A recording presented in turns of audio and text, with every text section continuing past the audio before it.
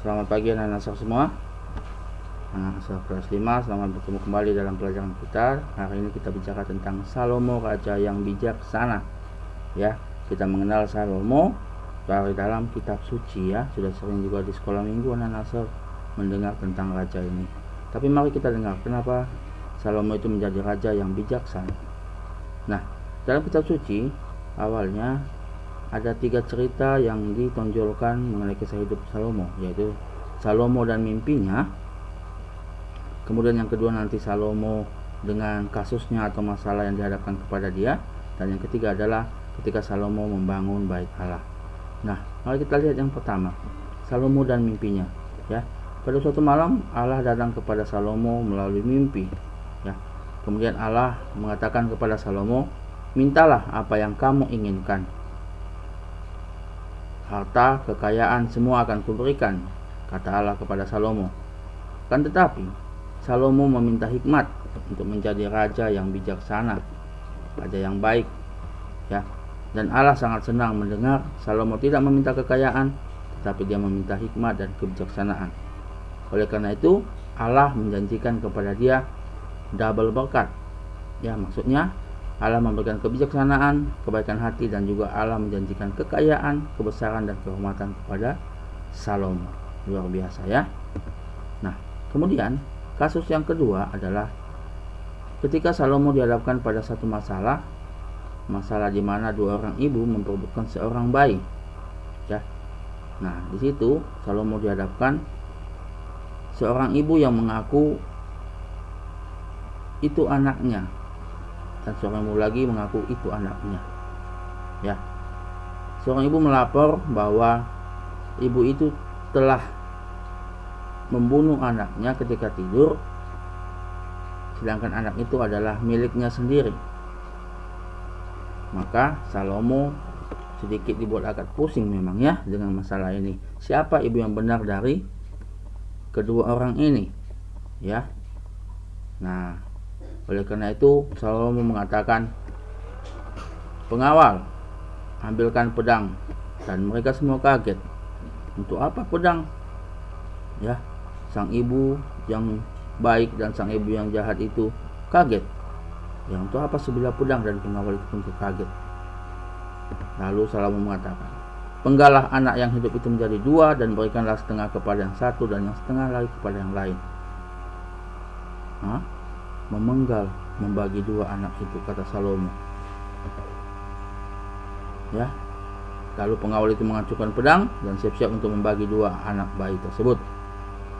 Akan tetapi, tiba-tiba ibu kandung bayi itu mengatakan, jangan Tuan, tidak, berikanlah bayi itu kepada ibu yang satu lagi ini.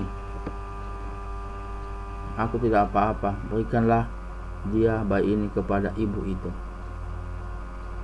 Lalu di situ Salomo mengetahui bahwa si ibu yang berteriak itulah ibu kandungnya.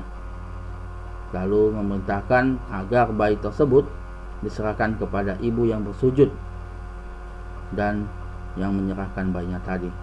Lalu Salomo memerintahkan agar ibu yang di sebelahnya untuk ditangkap dan dimasukkan ke penjara karena dia sudah berbuat kesalahan, berbuat dosa. Nah, anak-anak, itu adalah cerita tentang Salomo yang kedua. Yang ketiga adalah ketika Allah meminta Salomo untuk membangun bait suci. Ini yang pertama kali Allah meminta seorang raja untuk membangun kediaman bagi dia. Ya, lalu Salomo mengumpulkan semua pekerja-pekerja untuk membangun bait Allah. Ya, kemudian setelah bait Allah selesai, Allah pun turun dari surga dan masuk ke dalam bait Allah dalam bentuk awan putih. Itu bertanda bahwa Allah hadir dalam alam semesta. Ya.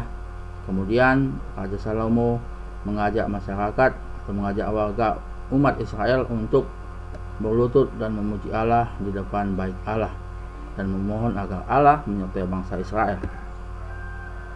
Nah, lalu setelah itu semua terjadi, Raja Salomo berkata kepada semua rakyat Israel agar selalu mematuhi segala perintah Allah, karena Allah sudah berdiam di dalam bait Allah.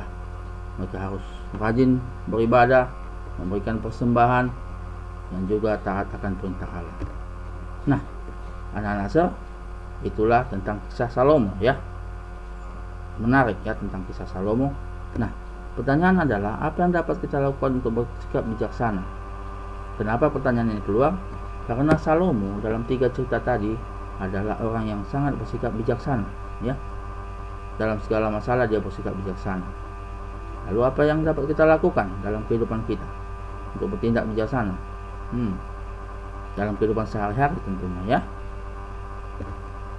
Nah, yang pertama, kita dapat berdoa tentu kepada Tuhan terus menerus.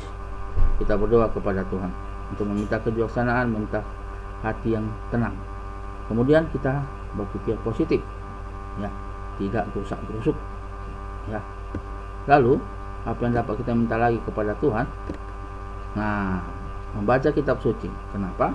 Karena dari dalam kitab suci kita mengenal Allah, mengenal kebijaksanaan Allah, dan itu bisa menjadi teladan bagi kita untuk menjadi orang yang bijaksana.